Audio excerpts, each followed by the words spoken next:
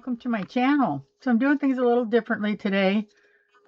This is very difficult to pour, and it'll give you anxiety watching me mess with it to try to do what I'm doing. So I went ahead and poured it. This was something I had poured probably a week or so ago, and my plan is for my neighbor to put these together with the little hearts that I have a new little mold that's being helpful to what I'm accomplishing here. So I thought we would unmold this together and go from there. So this is only 6 inches. This is a really little one. No, 6.5 by 4.25. So it's not tiny. It's not a mini, but it's small. And that's exactly how I wanted it to be. Any bigger would be too much of a commitment for me to give them away to people and be like, okay, here, to use this 12-inch dish to set somewhere. You know what I'm saying? It just needed to be a smaller footprint in people's homes. And I could probably even work with something smaller, and I will watch for something smaller. But this caught my eye. And I did a new technique for me. You guys have seen it, I'm sure, because I've seen it. But this is UV resin on the mold, right? And then I brushed it with some powder, Perfect Pearls. And then I poured in my resin, which was a combination of purple, very lightly saturated purple mica, and then glitter and clear. So I just didn't want it to be a huge statement of color. That's so fun. Okay, always put these back before we admire our work. That's fun. Do you like it? So I think that worked out as well as I could make it work out, right? And these always have a little bit of bubbles on the back. I just sand them down to where they're not sharp, and usually nobody even notices them. I've given away 2 of these so far. One in green that you'll have seen on my shorts, and one in blue that you'll have seen in my shorts. And now this is a purple one, and then I have a blue and gray with red hearts request from church. And so I'll just keep going from there and see where I land with them. But that definitely needs to be, I guess, deburred is what and I have to be so careful with this thing because I have scraped the bottom, and I was not happy about that. This tool is, you have to really pay attention to what you're doing with it, or you will gouge it, or you will scratch it with that top knob, or do that. Ugh. Anyways, it is probably like a lot of other things with resin, is it's going to be a matter of practice. But I didn't have a really awful edge on there, and now this will make sure that it's ready for to set it on things safely. I ordered some Resin Restore. It's already been shipped out. I hadn't intended on purchasing it. I just kept thinking I will be able to make this work without it. But then a couple of my crosses. That's 2 scratches now. Luckily it's my neighbor. She loves me, and she will let that pass. A couple of my crosses, not this one, but one I gave away, I really had to work at the edge, and so I would have benefited from Resin Restore. So this one's just fine. I'm going to leave it the way it is. But here's the thing. I'm going to attach this with UV resin and these. And then what I did last time was pour some 2-part epoxy in there. But I don't know. I think that's what I'll do. But we'll do this part together. So I put the UV resin. Let's see, make sure I have all the components that I need.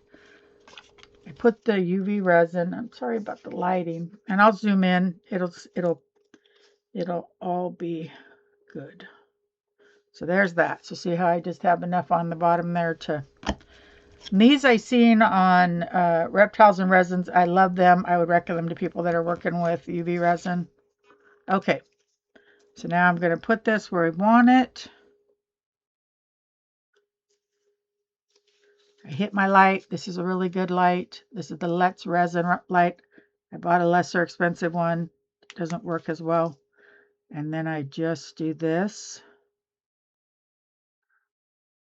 until it isn't sloshing around in there. And then I pick it up carefully and do the bottom. It's just an awkward shape to put into my top bottom light. So this will definitely get it to where I can throw resin in there. And I think it would be cool like to put a colored or glittered or whatever resin inside of there, except for I've already done all that work and I wouldn't want to cover up any of my decoration that I've done to it, decor that I've done to it. So anyways, there we go. I just wanted to make sure it was good enough to where it wouldn't fall off while I was talking to you. So there it is. This reminded me of an amethyst. It has a really pretty white and light purple in there. And then this one I tried to keep similar, but they were done in different batches. So I had to try to make them match. And I think I did okay. I think even on camera you can see that they're similar enough. In person, it's really, really good match. So now then what I do is I've been making these. Sometimes they match. Sometimes they have a contrasting color. The blue one that I did, I put green hearts because I have a bunch of those left over from when I had done the green. And then this one, I'm going to do a matching purple, but in the matching of this, not in that. So, and then what I do with this is, I should just, I've been putting it on the wrong spot, honestly, and then having to shift it around. So maybe I'll just try to do a little bit better this time. There we go. And then lid on. Okay, so then I press this on here.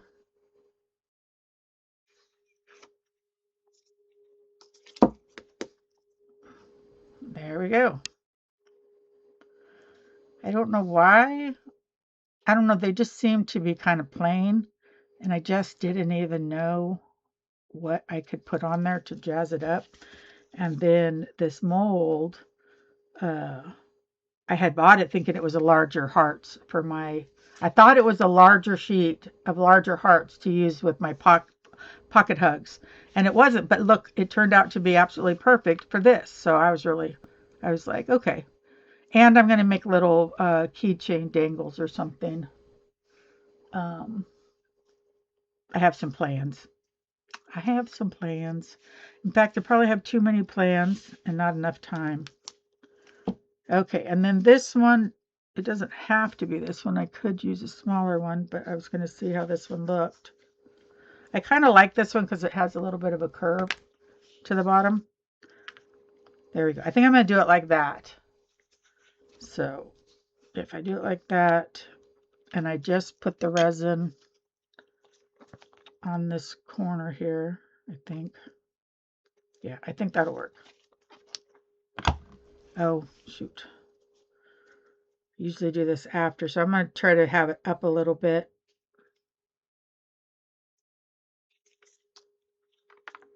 I just don't want to bury it in resin when I do, because I do have to put some resin in the bottom. This wouldn't stand securely without it.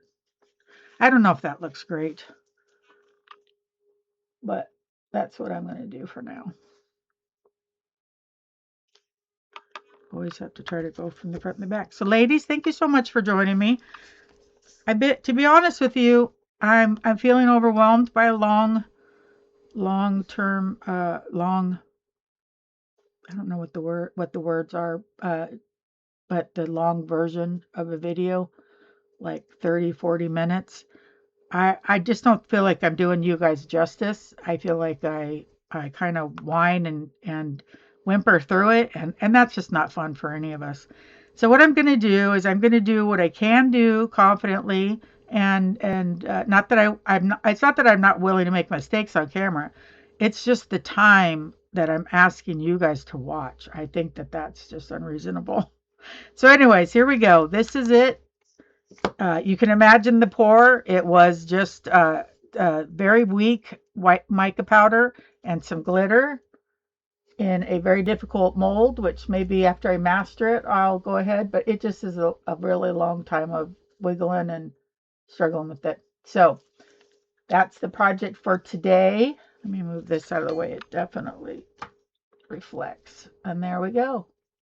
What do you think? Please comment, like the video, give the video a thumbs up if you like the video. And I will see you soon. Bye-bye.